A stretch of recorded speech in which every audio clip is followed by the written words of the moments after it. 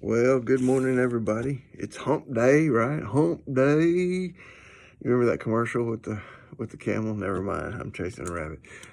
Psalm 36. Let's get right on to Psalm 36. A couple things in here I want to point out that I really like. Now, this psalm begins the first four verses.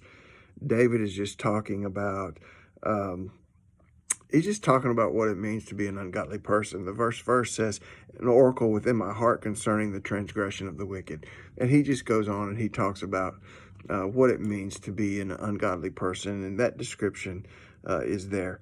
But then he shifts and he begins to talk about God and about God's uh, great mercy and his love. And in verse 7, he says this, how precious is your loving kindness, O God.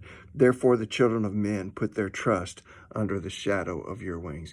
Now this word loving kindness from the Old Testament, Old King James, I use the New King James, it uses the word loving kindness. Some translations may not use it. I'm not really sure.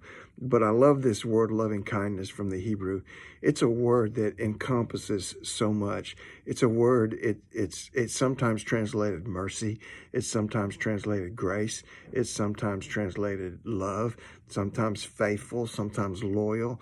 It really encompasses everything that love is, and especially everything that God's love is.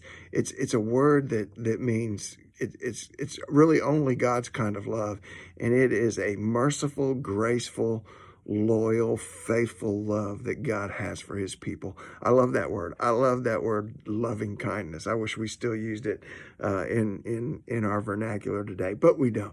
But he says, your loving kindness, God, is so precious. It's so trustworthy. It's so faithful, merciful, graceful. It's so loyal. He says, therefore, the children of men put their trust in the shadow of your wings. Because of your great loving kindness, we find our safety and security in you. And then in verse 9, he says, for with you is the fountain of life, and in your light we see life. For with you is the fountain of life. In John chapter 4, there's a story where Jesus was talking to this Samaritan woman, and they're at a water well, and the disciples have gone to town to get something to eat, and she comes out and she's drawing water, and Jesus says, well, would you draw me some water? And she says, well, how, you're a Jew, why are you asking me to draw you some water? And he says to her, he says, if you knew who I was, you'd be asking me for a drink.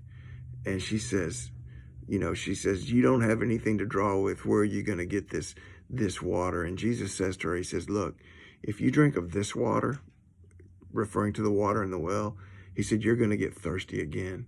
But if anyone drinks from the water that I give them, it will be like a fountain of water springing up into eternal life inside of them. In Jeremiah, God speaks through the prophet Jeremiah, and he says, my people have committed two evils.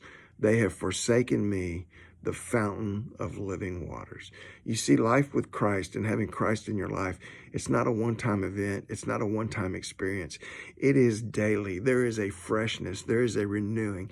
It's not like an old stale cistern of water. It's not like an old stale pail of water. It is like a fresh flowing spring that springs up inside of you every single day, constantly, always new, constantly, always fresh, constantly, always refreshing.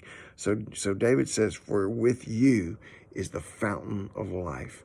God gives the fountain of life. Christ is the fountain of living waters. He is that spring, that fresh flowing spring that springs up into our life. And so that the faithful, loyal, merciful, graceful love of God is always fresh and new and replenishing in our hearts. Now, those are some verses that you can faith the day with. Psalm 36:7 and Psalm 36:9. For with you, Lord, is the fountain of life. God bless you guys. Get out there. Faith the day. Love y'all. See you soon. Bye.